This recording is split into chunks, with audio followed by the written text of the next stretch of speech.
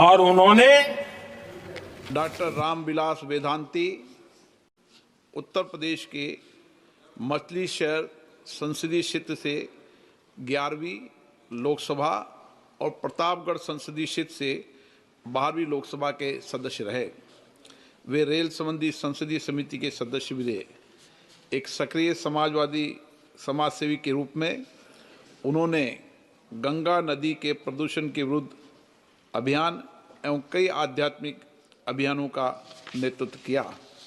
Doctor Ramvilas Vedanti का निधन 15 दिसंबर 2025 को मध्य प्रदेश के रीवा में 67 वर्ष की आयु में हुआ।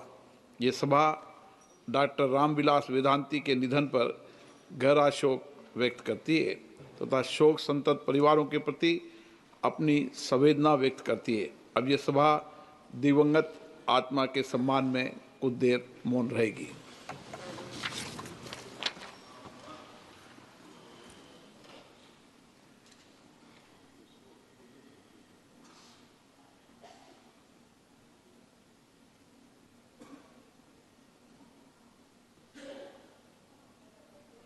ओम शांति। क्वेश्चन नंबर 241 श्री नवचरण माझी। Question number 241। माननीय मंत्री महोदय। माननीय अध्यक्ष जी, सदन के पटल पर उत्तर रखा गया है। माननीय सदस्य। माननीय स्पीकर सर, मैं माननीय यशस्वी प्रधानमंत्री जी एवं माननीय रेल मंत्री जी का मेरे संसदीय क्षेत्र मयूरभंज उड़ीसा में 3 नई रेल लाइनों बादामपहाड़ केवंझर, गोरुमैसाणी बांगरीपोशी और बूढ़ामरा चाकुलिया स्वीकृत किए जाने हेतु आभार व्यक्त करता हूं। क्या माननीय रेल मंत्री यह बताने की कृपा करेंगे कि तीनों रेल लाइन परियोजना की वर्तमान स्थिति क्या है और वह किस चरण में है? माननीय अध्यक्ष जी, मयूरभंज एक ऐसा क्षेत्र है जहां पर विश्व की जो नेचुरल धरोहर मानी जाती है वो है, और उड़ीसा के बहुत ही सुंदर क्षेत्रों में से मयूरभंज आता है। यहाँ पर 3 स्टेशन का काम चल रहा है और 3 ऐसी लाइन अप्रूव हुई है जो कि 50-60 वर्षों से लंबित थी।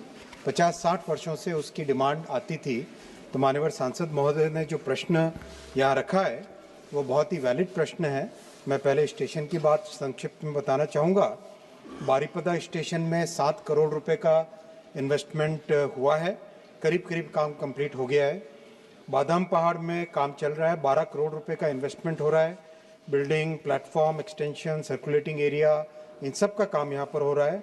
रायरंगपुर में 7 करोड़ रुपए का इन्वेस्टमेंट होके building, platform, lighting, road, circulating area, इन सब का काम चल रहा है।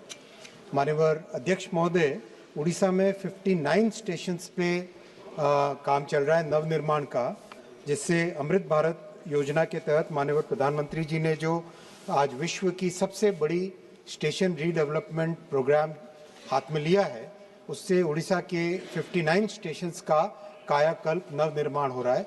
ये जो तीनों प्रोजेक्ट माननीय सांसद महोदय ने कहे, इन तीनों का लैंड एक्विजिशन और फॉरेस्ट अप्रूवल्स के काम चल रहे हैं और डबल इंजन की सरकार है उड़ीसा में।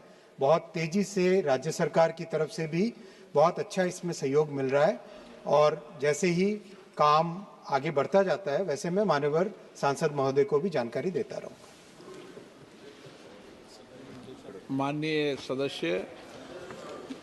आपके माध्यम से रेल मंत्री से जानना चाहता हूं, क्या रायरंगपुर और बारीपदा उड़ीसा से नई दिल्ली के बीच सीधी रेल सेवा प्रारंभ करने के संबंध में कोई प्रस्ताव सरकार के विचाराधीन है? यदि हाँ, तो उसकी वर्तमान स्थिति क्या है? एक तो ये अच्छी बात है माननीय अध्यक्ष जी की सांसद जी ने बहुत ही स्पेसिफिक और टू द पॉइंट क्वेश्चन पूछा है, जैसा आप हमेशा हम सबको मार्गदर्शन देते हैं। माननीय अध्यक्ष जी, बहुत मार्गदर्शन देता हूँ, मानते कहाँ हो आप?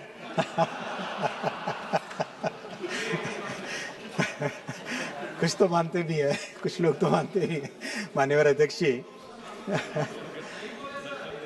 माननीय अध्यक्ष जी, मयूरभंज से 3 गाड़ियां बहुत अभी हाल ही में नई चालू हुई थी कोलकाता के लिए, रांची के लिए और राउरकेला के लिए कनेक्टिविटी।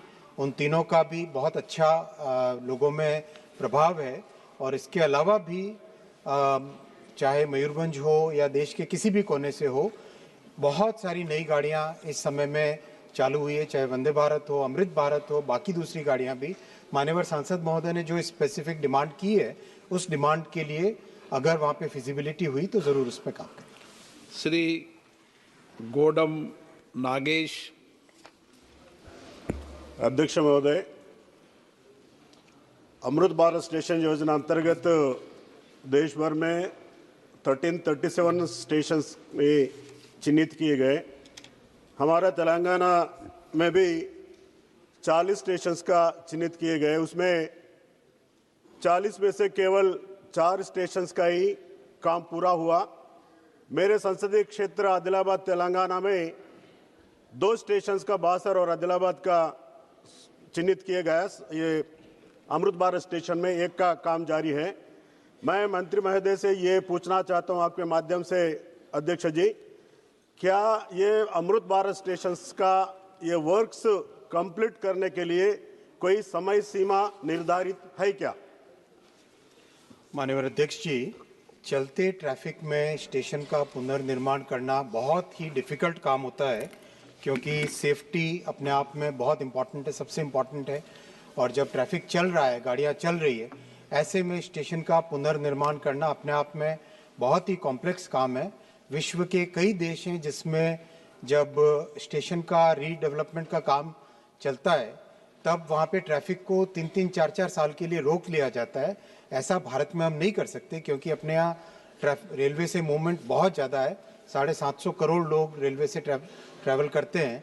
इसलिए सावधानी के साथ, बहुत ही ध्यान रखते हुए, सेफ्टी को प्रायोरिटी देते हुए काम किया जा रहा है। Shri Tamil Selvam.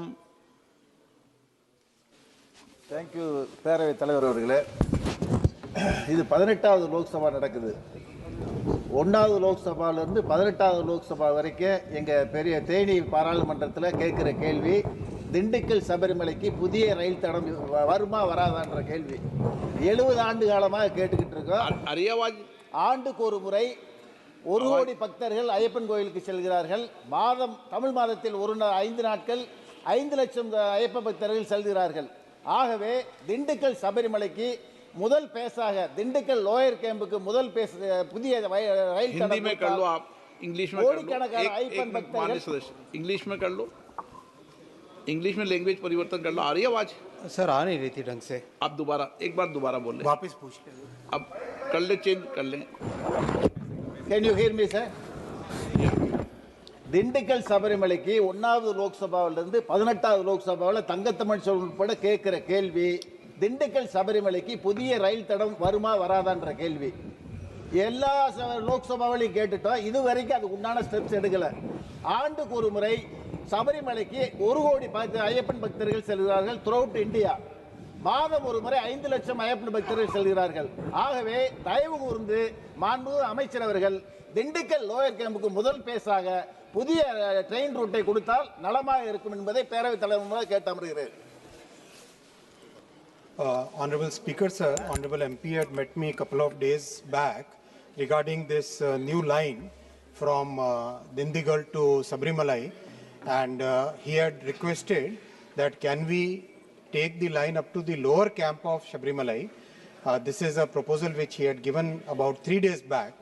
I have already given it to the team to find the feasibility, whether it can be extended to the lower camp, to the base camp, what Honorable MP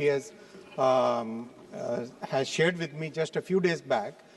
As soon as the team gives the complete details of the feasibility up to lower camp, in the meanwhile, the Angamalai Sabrimala project in Kerala, that project we have given our clearance to we have requested the state government to start the land acquisition so that Sabrimala Angamali, which is a project which is a very important project, that project can be taken up.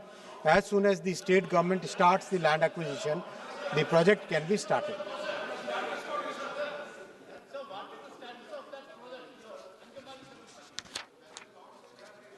Question number 242 Shri doctor Hemant Vishnu Savara.